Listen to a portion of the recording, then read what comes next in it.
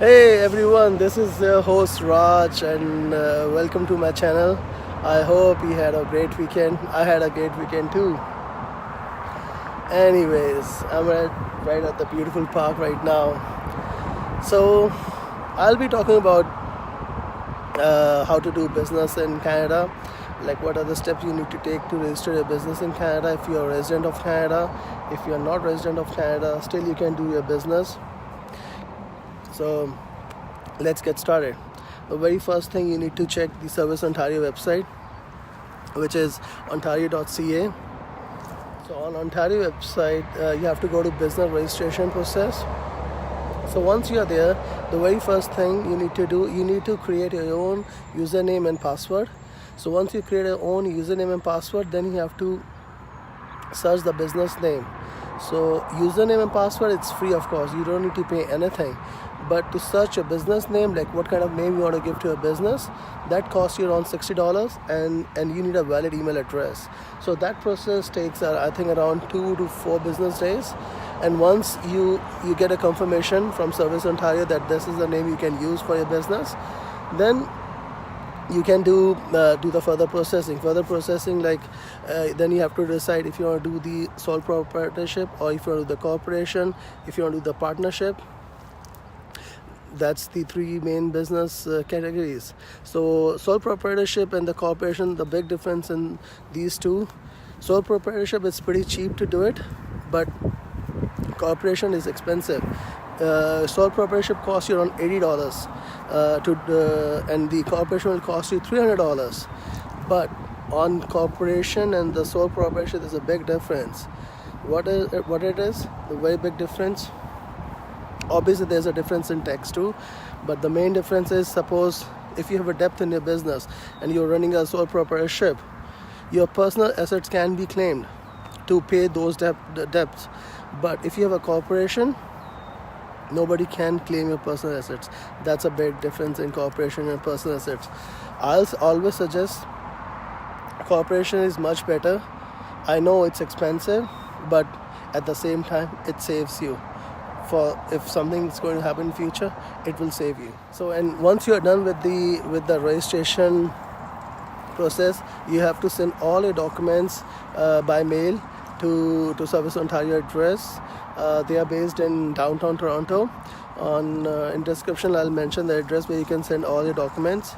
It's pretty simple. You just need to create the username, then you have to do the name search, then you have to do the registration, and then you have to send all your documents.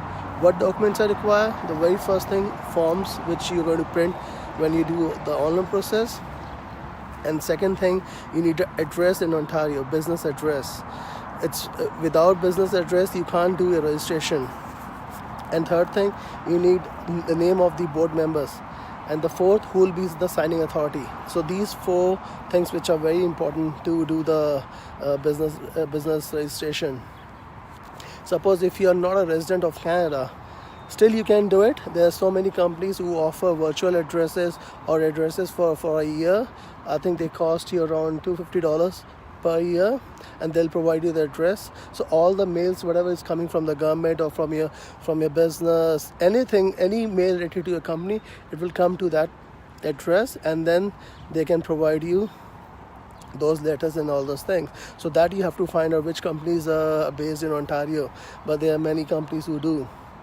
Sometimes they charge on monthly basis, sometimes they charge yearly basis. Okay, so you are done with the username, you're done with the name search, you're done with the business registration, you have sent all the documents. Now what?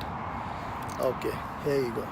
Now you need to create your username in CRA website, Canada Revenue Agency. You have to create over there, and then once you create your username, you will have to link your account with that CRA account. Your Service Ontario account will be linked with the CRA account. Once you are linked, then you'll get the BN number, business number, which that's what you need for your business. And once you get the business number, you need to apply for the HST. In Canada, we have HST. So once you get the BN number, then you need to apply for the HST.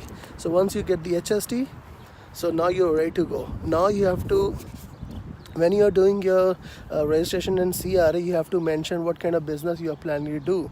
So based on that business, you have to apply for the license. Suppose you're planning to do the construction business, so then you need a license from the construction industry. Suppose you are doing food business, then you need a license from food industry. So you need BN number, then you need HST, then you need the license from the organization which you are doing. So that's 3 licenses which are very important to run anything.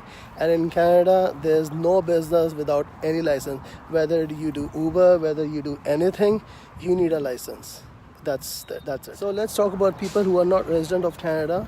Whatever I said previously, it's all for the people who are resident of Canada. But this is for people who are not resident here and who wants to come to Canada and start their business.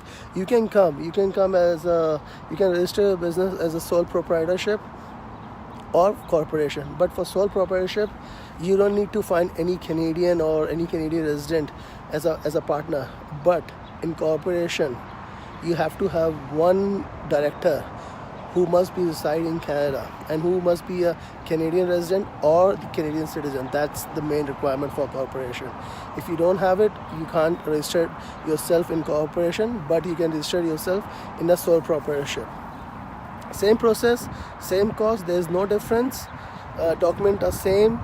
Everything is same. The only requirement is the residence requirement if you are planning to start doing the corporation business. And if I'll talk about visa, this is the non-migrant visa. Suppose once you start your business as a sole proprietorship or the corporation, and then you can apply for non-immigrant visa outside Canada. It's called business visitor visa. You have to show that you're planning to start business in Canada, what kind of business you are doing. You already did the business registration, you got the business number, you got the license and everything.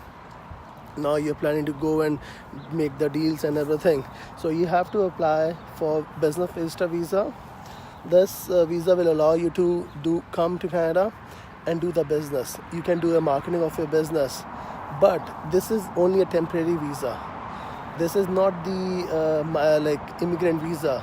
This will maybe allow you to stay 6 months in Canada. So you have to be careful on this.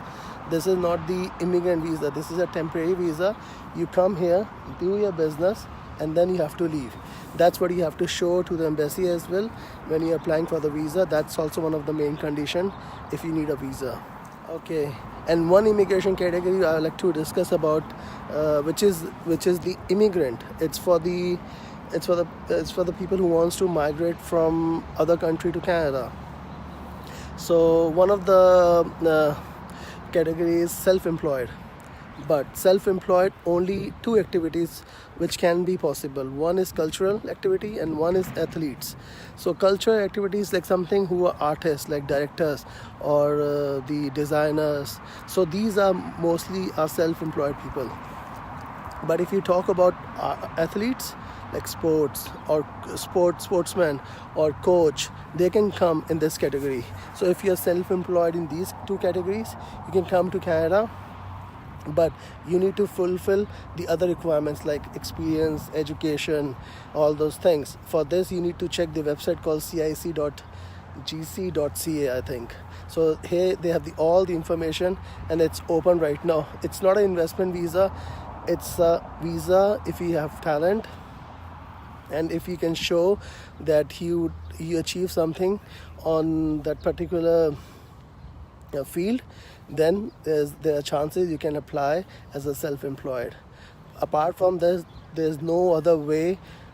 Only these 2 things which can make you make your way to Canada, which is culture activities or if you're an athlete. So when you are doing your immigration process, you have to follow the same rules.